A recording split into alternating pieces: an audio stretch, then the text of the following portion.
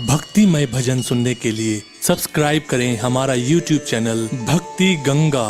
नई वीडियोस देखने के लिए बेल आइकन पर क्लिक करें। श्री नव दुर्गा कथा। आइए शैलपुत्री माता की कथा प्रारंभ करते हैं। नव दुर्गाओं में प्रथम शैलपुत्री दुर्गा का महत्व और शक्तियां अनंत हैं। नवरात्र पूजन में प्रथम दिन इन्हीं की पूजा और उपासना की जाती है। आइए श्री शैलपुत्री माता की कथा प्रारंभ करते हैं। वंदे वांछित लाभाय चंद्रार्ध कृत शेखराम वृषारूढ़ाम शूलधराम शैलपुत्रीम यशस्वनी। माँ दुर्गा अपने पहले स्वरूप में शैलपुत्री के नाम से जानी जाती हैं। पर्वतराज हिमालय के वहां पुत्री के रूप में उत्पन्न होने के कारण इनका यह शैलपुत्री नाम पड़ा था। वृषभ स्थिता इन माताजी के दाहिने हाथ में त्रिशूल और बाएं हाथ में कमल पुष्प सुशोभित है। यही नव दुर्गाओं में प्रथम दुर्गा है।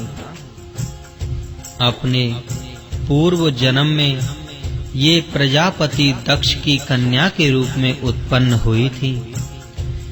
तब इनका नाम श्री सती था। इनका विवाह भगवान शंकर जी से हुआ था। एक बार प्रजापति दक्ष ने एक बहुत बड़ा यज्ञ किया। इसमें उन्होंने सारे देवताओं को अपना अपना यज्ञ भाग प्राप्त करने के लिए निमंत्रित किया, किंतु भगवान शंकर जी को उन्होंने इस यज्ञ में निमंत्रित नहीं किया। माता सती ने जब सुना कि हमारे पिता एक अत्यंत विशाल यज्ञ का अनुष्ठान कर रहे हैं, तब वहां जाने के लिए उनका मन विकल हो उठा। अपनी यह इच्छा उन्होंने भगवान शंकर जी को बताई। सारी बातों पर विचार करने के बाद उन्होंने कहा, प्रजापति दक्ष किसी कारणवश हमसे रुष्ट हैं। अपने यज्ञ में उन्होंने सारे देवताओं को निमंत्रित किया है। उनके यज्ञ भाग भी उन्हें समर्पित किए हैं, किंतु हमें जानबूझकर नहीं बुलाया है, कोई सूचना तक नहीं भेजी है। ऐसी स्थिति में तुम्हारा वहां जाना किसी प्रकार भी श्रेयस्कर नहीं होगा। भगवान शंकर जी के इस उपदेश से माता सती का प्रबोध नहीं हुआ। पिता का यज्ञ देखने वहां जाकर माता और बहनों से मिलने की उनकी व्यग्रता किसी प्रकार भी कम ना हो सकी। उनका प्रबल आग्रह देखकर भगवान शंकर जी ने उन्हें वहां जाने की अनुमति दे दी। माता सती ने पिता के घर पहुंचकर देखा कि कोई भी उनसे आदर और प्रेम के साथ बातचीत नहीं कर रहा है। सारे लोग मुंह फेरे हुए हैं। केवल उनकी माता ने स्नेह से गले लगाया। बहनों की बातों में व्यंग और उपहास के भाव भरे हुए थे। परिजनों के इस व्यवहार से उनके मन को बहुत क्लेश पहुंचा। उन्होंने यह भी देखा कि वहां चतुर्दिक भगवान श्री शंकर जी के प्रति तिरस्कार का भाव भरा हुआ है। दक्ष ने उनके प्रति कुछ अपमानजनक वचन भी कहे। यह सब देखकर माता सती का हृदय क्षोभ, ग्लानि और क्रोध से संतप्त हो उठा। उन्होंने सोचा, भगवान श्री शंकर जी की बात न मान यहाँ आकर मैंने बहुत बड़ी गलती की है। वह अपने पति त्रोहन भगवान श्री शंकर जी के इस अपमान को सह न सकी। उन्होंने अपने उस रूप को तत्क्षण वहीं योग अग्नि द्वारा जलाकर भस्म कर दिया। वज्रपात के समान इस दारुण दुखद घटना को सुनकर भगवान शंकर जी ने क्रुद्ध हो अपने गणों को भेजकर दक्ष के उस यज्ञ का पूर्णतः विध्वंस करा दिया। माता सती ने योगाग्नि द्वारा अपने शरीर को भस्म कर अगले जन्म में शैलराज हिमालय की पुत्री के रूप में जन्म लिया। इस बार वह शैलपुत्री नाम से विख्यात हुई।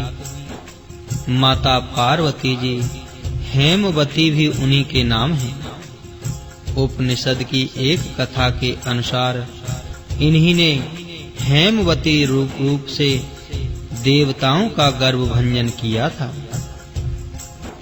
शैलपुत्री देवी का विवाह भी भगवान श्री शंकर जी से हुआ। पूर्व जन्म की भांति इस जन्म में भी वह भगवान शिव जी की अर्धांगिनी बनी। इस प्रथम दिन की उपासना में योगी अपने मन को मूलाधार चक्र में स्थित करते हैं। यहीं से उनकी योग साधना का प्रारंभ होता है। जय मां शैलपुत्री। श्री ब्रह्मचारिणी माता। श्री दुर्गा पूजा के दूसरे दिन इन्हीं के स्वरूप की उपासना की जाती है। जय मां ब्रह्मचारिणी। श्री ब्रह्मचारिणी माता। दधानाम कर पद्माभ्याम मक्षमाला कमंडलु देवीं प्रसीदतु मय्या ब्रह्मचारिण्य अनुत्तमा। मां दुर्गा की 9 शक्तियों का दूसरा स्वरूप ब्रह्मचारिणी का है। यहाँ ब्रह्म शब्द का अर्थ तपस्या है। श्री ब्रह्मचारिणी अर्थात तप की चारिणी, तप का आचरण करने वाली। कहाँ भी है वेदस्तत्वम तपो ब्रह्म। वेद, तत्व और तप ब्रह्म शब्द के अर्थ हैं। श्री ब्रह्मचारिणी देवी का स्वरूप पूर्ण ज्योतिर्मय एवं अत्यंत भव्य है। इनके दाहिने हाथ में जप की माला एवं बाएं हाथ में कमंडलू रहता है। अपने पूर्व जन्म में जब ये हिमालय के घर पुत्री रूप में उत्पन्न हुई थी, तब देवर्षि नारद जी के उपदेश से इन्होंने भगवान शंकर जी को पति रूप में प्राप्त करने के लिए अत्यंत कठिन तपस्या की थी।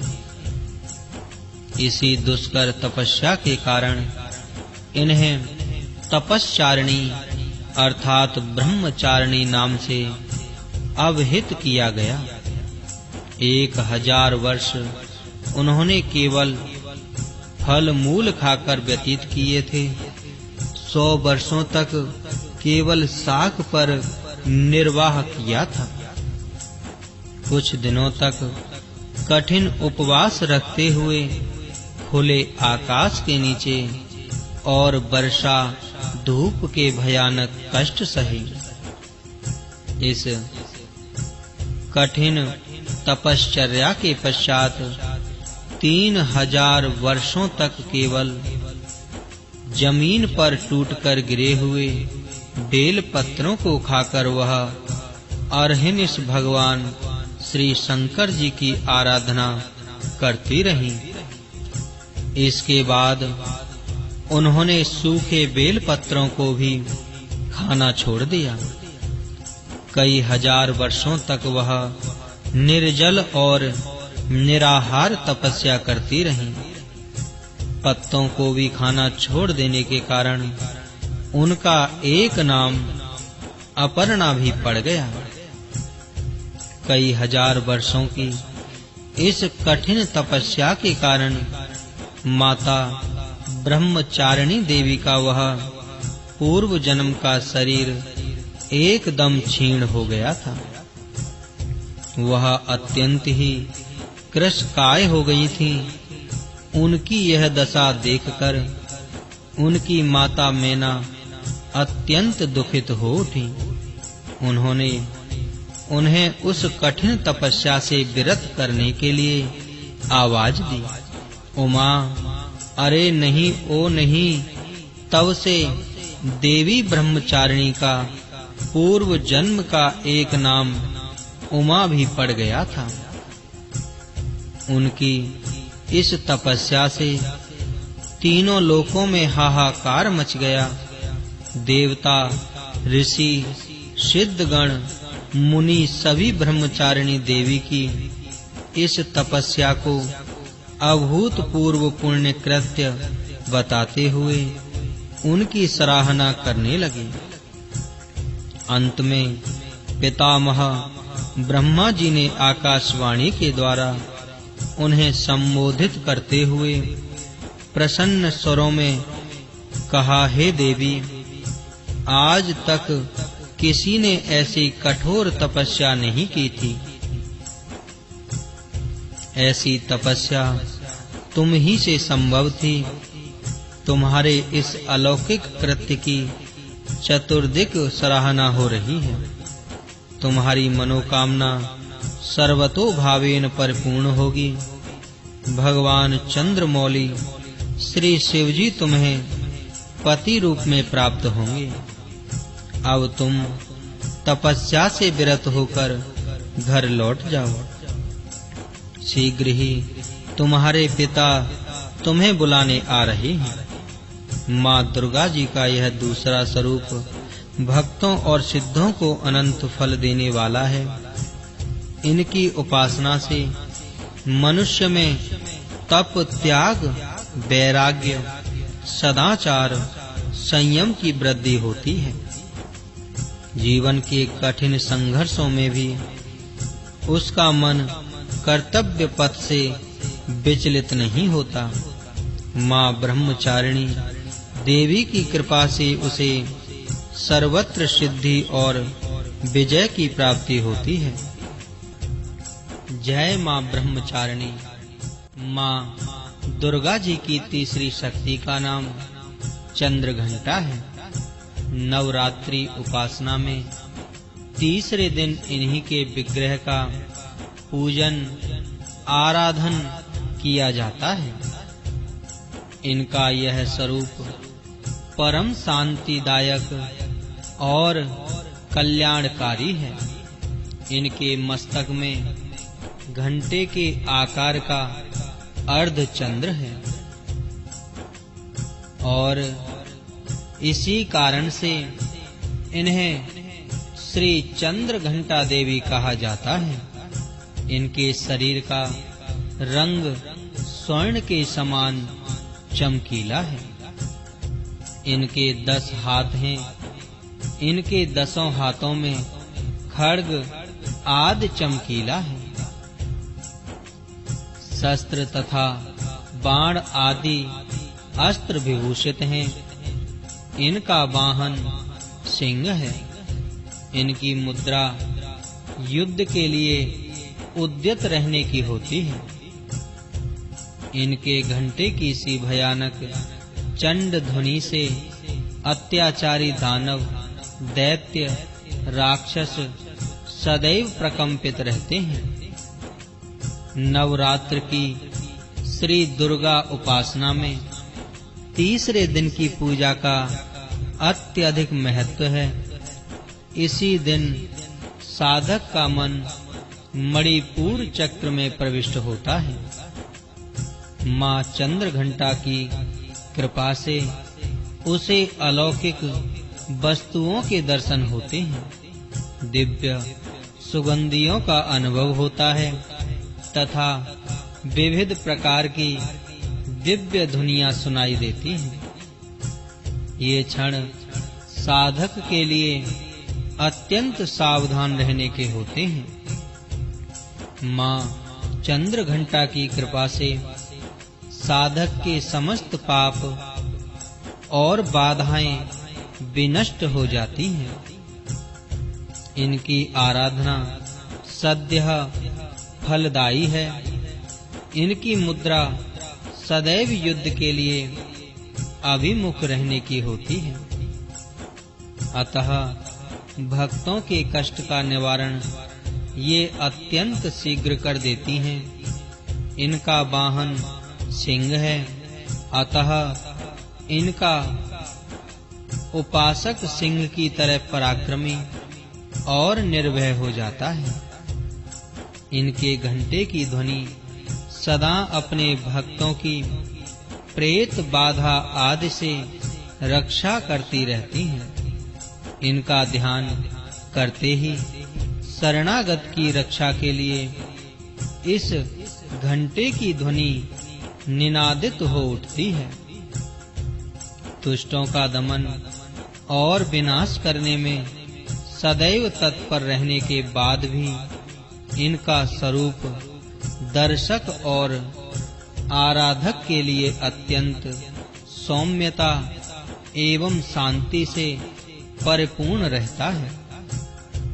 इनकी आराधना से प्राप्त होने वाला एक बहुत बड़ा सद्गुण यह भी है कि साधक में वीरता निर्भयता के साथ ही सौम्यता एवं विनम्रता का भी विकास होता है। उसके मुख, नेत्र तथा संपूर्ण काया में कांति गुण की वृद्धि होती है। स्वर में दिव्य अलौकिक माधुर्य का समावेश हो जाता है। मां चंद्र घंटा के भक्त और उपासक जहां भी जाते हैं, लोग उन्हें देखकर शांति और सुख का अनुभव करते हैं। ऐसे साधक के शरीर से दिव्य प्रकाश युक्त परमाणुओं का अदृश्य विकिरण होता रहता है।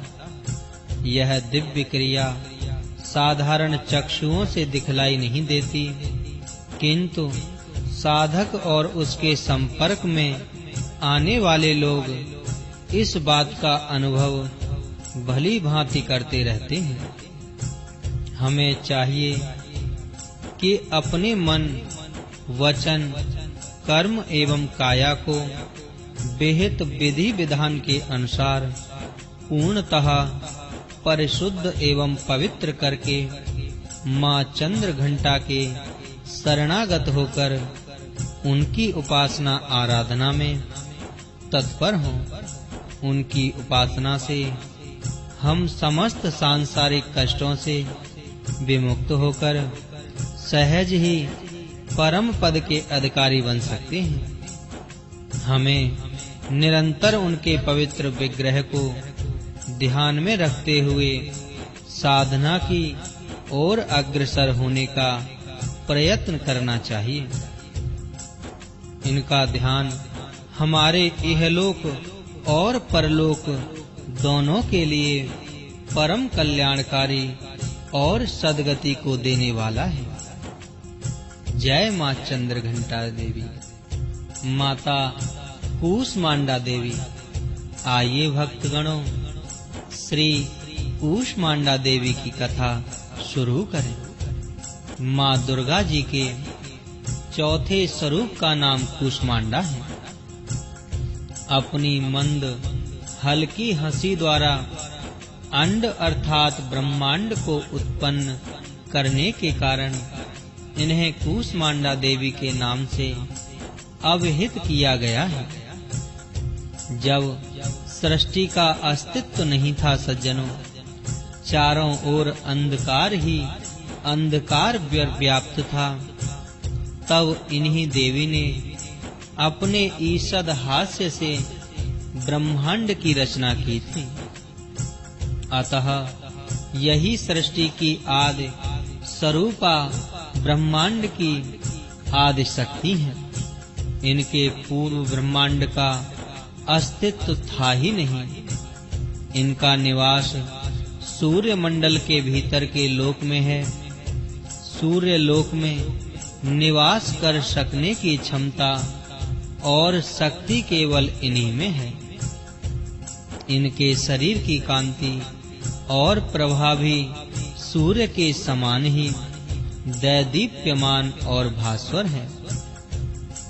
इनके तेज की तुलना इन्हीं से की जा सकती है।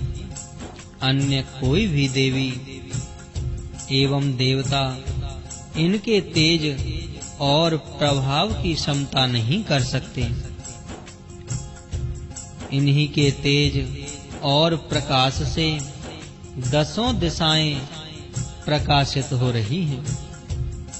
ब्रह्मांड की सभी वस्तुओं और प्राणियों में अवस्थित तेज इन्हीं की छाया है।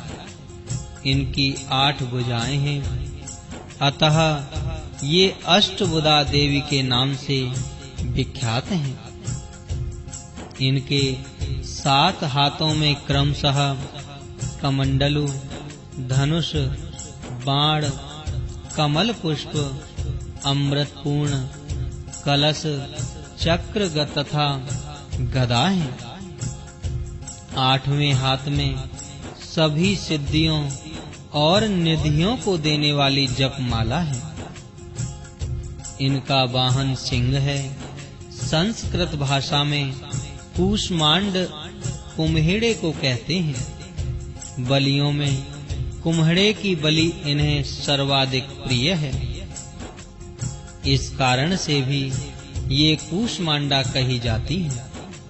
नवरात्र पूजन के चौथे दिन माता कूष्मांडा देवी के स्वरूप की ही उपासना की जाती है और इस दिन साधक का मन अनाहत चक्र में अवस्थित होता है। अतः इस दिन उसे अत्यंत पवित्र और अचंचल मन से कूष्मांडा देवी के स्वरूप को ध्यान में रखकर पूजा उपासना के कार्य में लगना चाहिए। माँ कूष्मांडा की उपासना से भक्तों के समस्त रोग शोक विनष्ट हो जाते हैं। इनकी भक्ति से आयु, यश, बल और आरोग्य की वृद्धि होती है। माँ कूष्मांडा अत्यल्प सेवा और भक्ति से भी प्रसन्न होने वाली है।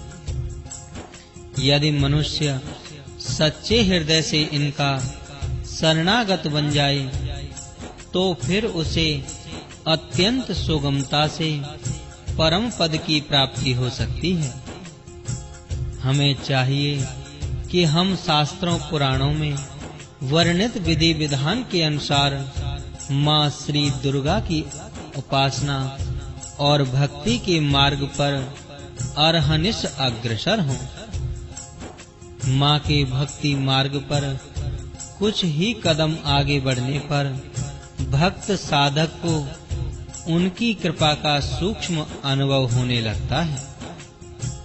यह दुख स्वरूप संसार उसके लिए अत्यंत सुखद और सुगम बन जाता है।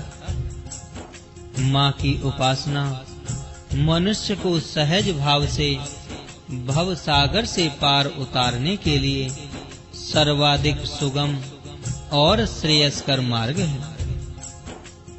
माँ कूष्मांडा की उपासना मनुष्य को आधियों व्याधियों से सर्वथा विमुक्त करके उसे सुख, समृद्धि और उन्नति की ओर ले जाने वाली है। अतः अपनी लौकिक पारलौकिक उन्नति चाहने वालों को इनकी उपासना में सदैव तत्पर रहना चाहिए। जय माता कूष्मांडा देवी की। स्कंद माता। आइए सज्जनों, श्री स्कंद माता की कथा शुरू करें। पांचवें स्वरूप को स्कंद माता के नाम से जाना जाता है। ये भगवान स्कंद कुमार कार्त के नाम से भी जाने जाते हैं। ये प्रसिद्ध देवासुर संग्राम में देवताओं के सेनापति बने थे। पुराणों में इन्हें कुमार और शक्तिधर कहकर इनकी महिमा का वर्णन किया गया है। इनका वाहन मयूर है, अतः इन्हें मयूर वाहन के नाम से भी अवहित किया गया है। इन्हीं भगवान स्कंद की माता होने के कारण माँ दुर्गा जी के इस पांचवें स्वरूप को स्कंद माता के नाम से जाना जाता है। इनकी उपासना नवरात्रि पूजा के 5वें दिन की जाती है। इस दिन साधक का मन विशुद्ध चक्र में अवस्थित होता है। इनके विग्रह में भगवान स्कंद जी बाल रूप में इनकी गोद में बैठे होते हैं। श्री स्कंद मातृत्व स्वरूपिणी देवी की 4 भुजाएं हैं। ये दाहिनी तरफ की ऊपर वाली भुजा से भगवान स्कंद को गोद में पकड़े हुए हैं और दाहिनी तरफ की नीचे वाली भुजा जो ऊपर की ओर उठी हुई है उसमें कमल पुष्प हैं। बाईं तरफ की ऊपर वाली भुजा वर मुद्रा में तथा नीचे वाली भुजा जो ऊपर की ओर उठी है उसमें भी कमल पुष्प ली हुई है। इनका वर्ण पूर्णतः शुभ्र है। ये कमल के आसन पर विराजमान रहती हैं। इसी कारण से इन्हें पद्मासना देवी भी कहा जाता है। सिंह भी इनका वाहन है। नवरात्र पूजन के 5वें दिन का शास्त्रों में पुष्कल महत्व बताया गया है। इस चक्र में अवस्थित मन वाले साधक की समस्त बाह्य क्रियाओं एवं चित्त वृत्तियों का लोप हो जाता है। वह विशुद्ध चैतन्य स्वरूप की ओर अग्रसर होता रहता है। उसका मन समस्त लौकिक, सांसारिक, मायिक बंधनों से विमुक्त होकर पद्मासना माँ स्कंद माता के स्वरूप में पूर्णतः तल्लीन होता है। इस समय साधक को पूर्ण सावधानी के साथ उपासना की ओर अग्रसर होना चाहिए। उसे अपनी समस्त ध्यान वृत्तियों को एकाग्र रखते हुए साधना के पथ पर आगे बढ़ना चाहिए। माँ स्कंद माता की उपासना से भक्त की समस्त इच्छाएं पूर्ण हो जाती हैं। इस मृत्यु लोक में उसे परम शांति और सुख का अनुभव होने लगता है। उसके लिए मोक्ष का द्वार स्वयं सुलभ हो जाता है। श्री स्कंद माता की उपासना से बाल रूप स्कंद भगवान की उपासना भी स्वयमेव हो जाती है। यह विशेषता केवल इन्हीं को प्राप्त होती है। अतः साधक को स्कंद माता की उपासना की ओर विशेष ध्यान देना चाहिए। सूर्य मंडल की अधिष्ठात्री देवी होने के कारण इनका उपासक अलौकिक तेज एवं कांति से संपन्न हो जाता है। एक अलौकिक प्रभा मंडल अदृश्य भाव से सदैव उसके चतुर्दिक पर व्याप्त रहता है। यह प्रभा मंडल प्रतिक्षण उसके योग क्षेम का निर्वहन करता रहता है। अतः हमें एकाग्र भाव से मन को पवित्र रखकर माँ की शरण में आने का प्रयत्न करना चाहिए। इस घोर भव सागर के दुखों से मुक्ति पाकर मोक्ष का मार्ग सुलभ बनाने का इससे उत्तम उपाय दूसरा नहीं है। जय माँ स्कंद माता की जय। आइए भक्तगणों, श्री कात्यायनी देवी की कथा शुरू करें। माँ दुर्गा के छठवें स्वरूप का नाम कात्यायनी है। इनका कात्यायनी नाम से पढ़ने की कथा इस प्रकार है। कत नामक एक प्रसिद्ध महर्षि थे। उनके पुत्र ऋषि कात्य हुए। इन्हीं कात्य के गोत्र में विश्व प्रसिद्ध महर्षि कात्यायन उत्पन्न हुए थे।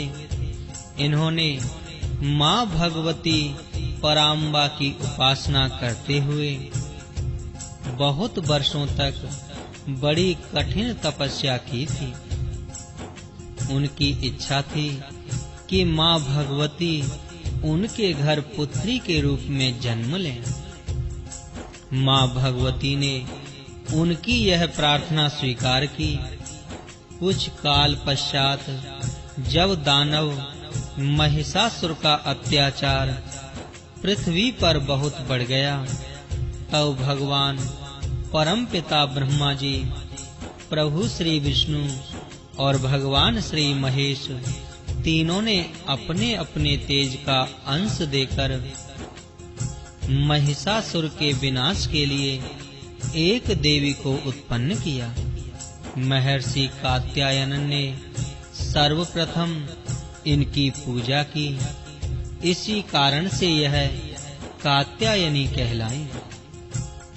ऐसी भी कथा मिलती है कि ये महर्षि कात्यायन के वहां पुत्री रूप से उत्पन्न भी हुई थी। आश्विन कृष्ण चतुर्दशी को जन्म लेकर शुक्ल सप्तमी, अष्टमी तथा नवमी तक 3 दिन इन्होंने कात्यायन ऋषि की पूजा ग्रहण कर दशमी को महिषासुर का वध किया था। माँ कात्यायनी अमोघ फलदायिनी है। भगवान कृष्ण को पति रूप में पाने के लिए ब्रज की गोपियों ने इन्हीं की पूजा कालिंदी यमुना के तट पर की थी। ये ब्रजमंडल की अधिष्ठात्री देवी के रूप में प्रतिष्ठित हैं। इनका स्वरूप अत्यंत ही भव्य और दिव्य है। इनका वर्ण स्वर्ण के समान चमकीला और भास्वर है। इनकी 4 भुजाएं हैं। माता जी का दाहिनी तरफ का ऊपर वाला हाथ अभय मुद्रा में है तथा नीचे वाला वर मुद्रा में है। बाईं तरफ के ऊपर वाले हाथ में तलवार और नीचे वाले हाथ में कमल पुष्प सुशोभित है। इनका वाहन सिंह है। श्री दुर्गा पूजा के 6वें दिन इनके स्वरूप की उपासना की जाती है। उस दिन साधक का मन आज्ञा चक्र में स्थित होता है। योग साधना में इस आज्ञा चक्र का अत्यंत महत्वपूर्ण स्थान है। इस चक्र में स्थित मन वाला साधक माँ कात्यायनी के चरणों में अपना सर्वस्व निवेदित कर देता है। श्री कालरात्रि देवी। आइए सज्जनों, श्री माँ कालरात्रि की कथा शुरू करें। माँ दुर्गा जी की 7वीं शक्ति कालरात्रि के नाम से जानी जाती है। इनके शरीर का रंग घने अंधकार की तरह एकदम काला है। सिर के बाल बिखरे हुए हैं। गले में विद्युत की तरह चमकने वाली माला है। इनके 3 नेत्र हैं। ये तीनों नेत्र ब्रह्मांड के सदृश गोल हैं। इनसे विद्युत के समान चमकीली किरणें निस्सृत होती रहती हैं। इनका वाहन गर्दभ गधा है। ऊपर उठे हुए दाहिने हाथ की वर मुद्रा से सभी को वर प्रदान करती हैं। दाहिनी तरफ का नीचे वाला हाथ अभय मुद्रा में है। बाईं तरफ के ऊपर वाले हाथ में लोहे का कांटा तथा नीचे वाले हाथ में खड्ग कटार है। मां काल रात्रि का स्वरूप देखने में अत्यंत भयानक है, लेकिन ये सदैव शुभ फल ही देने वाली है। इसी कारण इनका एक नाम शुभंकरी भी है। अतः इनसे भक्तों को किसी प्रकार भी भयभीत अथवा आतंकित होने की आवश्यकता नहीं है। श्री दुर्गा पूजा के 7वें दिन मां कालरात्रि की उपासना का विधान है। इस दिन साधक का मन सहस्रार चक्र में स्थित रहता है। उसके लिए ब्रह्मांड की समस्त सिद्धियों का द्वार खुलने लगता है। इस चक्र में स्थित साधक का मन पूर्णतः मां कालरात्रि के स्वरूप में अवस्थित रहता है। उनके साक्षात्कार से मिलने वाले पुण्य का वह भागी हो जाता है। उसके समस्त पापों विघ्नों का नाश हो जाता है। उसे अक्षय पुण्य लोकों की प्राप्ति होती है। मां कालरात्रि दुष्टों का विनाश करने वाली है। दानव, दैत्य, राक्षस, भूत प्रेत आदि इनके स्मरण मात्र से ही भयभीत होकर भाग जाते हैं। ये ग्रह बाधाओं को भी दूर करने वाली है। इनके उपासकों को अग्नि भय, जल भय, जंतु भय, शत्रु भय, रात्रि भय आदि कभी नहीं होते। इनकी कृपा से वह सर्वथा भय मुक्त हो जाता है। मां कालरात्रि के स्वरूप विग्रह को अपने हृदय में अवस्थित करके मनुष्य को एक निष्ठ भाव से उनकी उपासना करनी चाहिए। यम, नियम, संयम का उसे पूर्ण पालन करना चाहिए। मन, वचन, काया की पवित्रता रखनी चाहिए। वह शुभंकरी देवी है।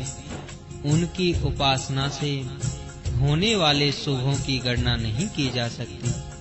हमें निरंतर उनका स्मरण और ध्यान पूजन करना चाहिए। जय मां कालरात्रि। महा गौरी माता। आइए सज्जनों, श्री महागौरी माता की कथा शुरू करें। मां दुर्गा जी की 8वीं शक्ति का नाम महागौरी है। इनका वर्ण पूर्णतः गौर। इस गौरता की उपमा शंख, चक्र और चंद्र कुंद के फूल से दी गई है। इनकी आयु 8 वर्ष की मानी गई है। 8 वर्षा भवेद गौरी। इनके समस्त वस्त्र एवं आभूषण आदि भी श्वेत हैं। इनकी 4 भुजाएं हैं। इनका वाहन वृषभ है। इनके ऊपर के दाहिने हाथ में अभय मुद्रा और नीचे वाले दाहिने हाथ में त्रिशूल है। ऊपर वाले बाएं हाथ में डमरू और नीचे के बाएं हाथ में वरमुद्रा। इनकी मुद्रा अत्यंत शांत है। अपने श्री पार्वती रूप में इन्होंने भगवान श्री शिव जी को पति रूप में प्राप्त करने के लिए बड़ी कठोर तपस्या की थी।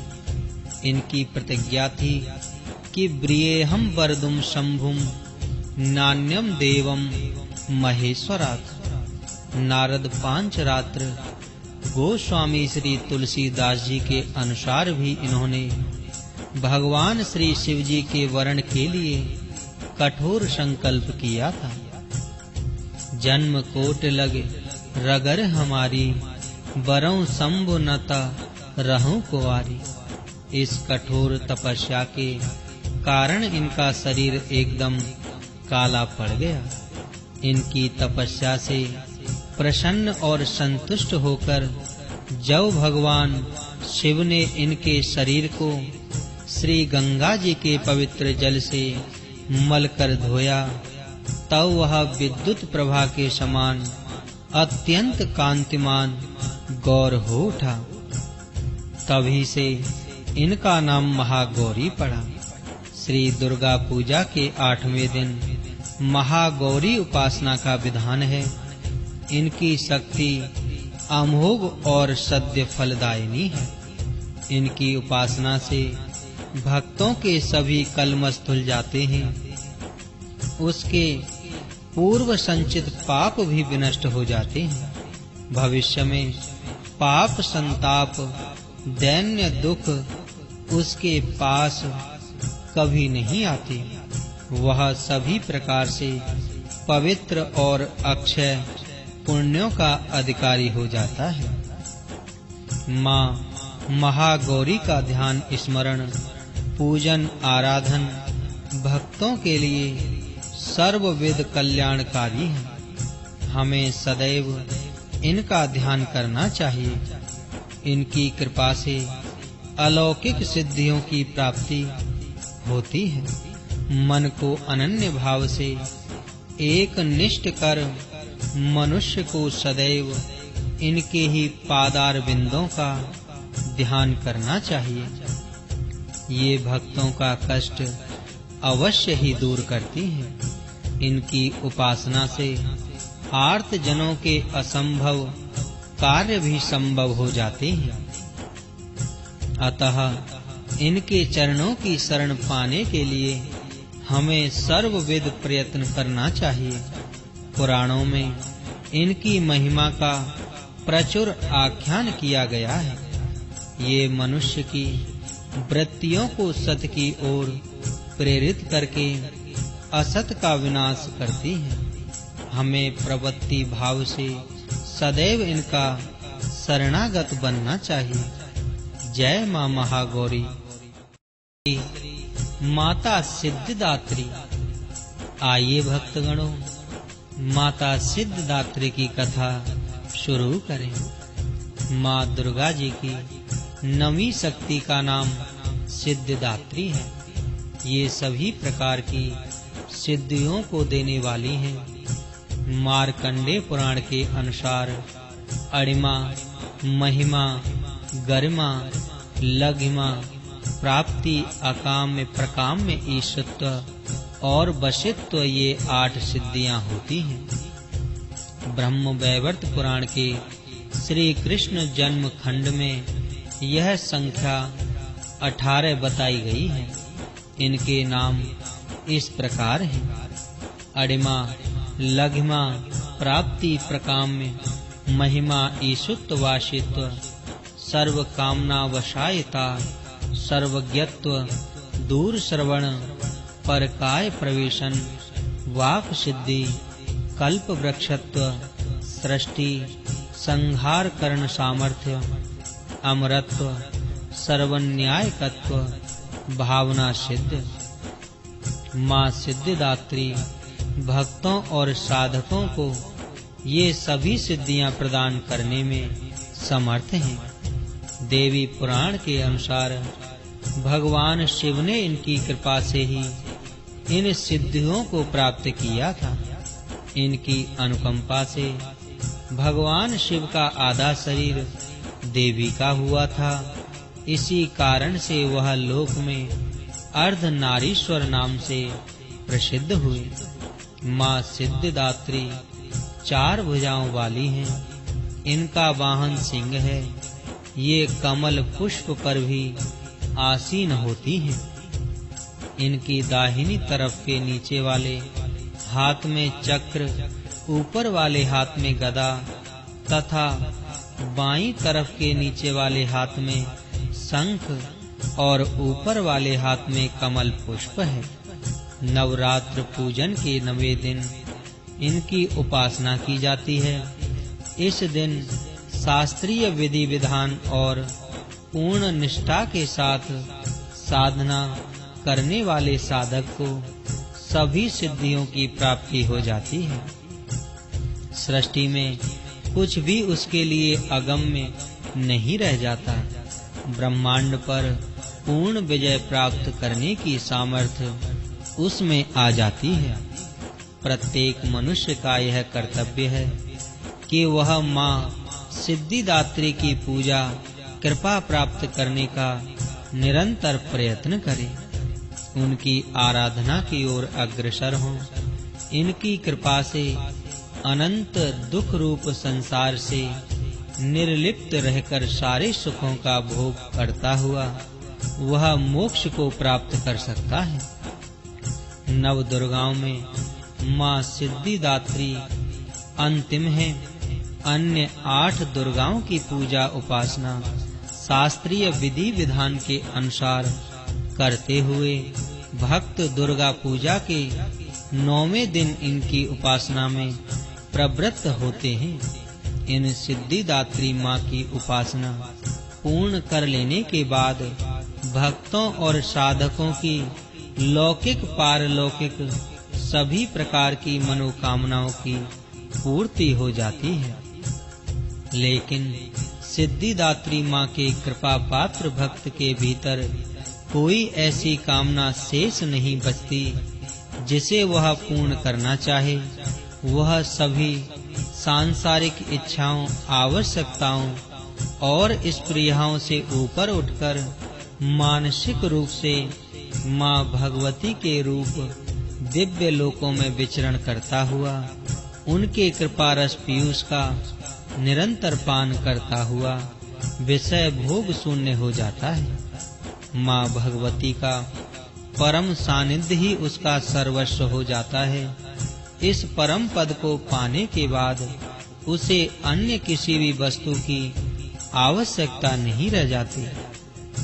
माँ के चरणों का यह सानिध्य प्राप्त करने के लिए हमें निरंतर नियमनिष्ठ रहकर उनकी उपासना करनी चाहिए। माँ भगवती का स्मरण, ध्यान, पूजन हमें इस संसार की असारता का बोध कराते हुए वास्तविक परम शांतिदायक अमृत पद की ओर ले जाने वाला है। माँ सिद्धिदात्री की जय।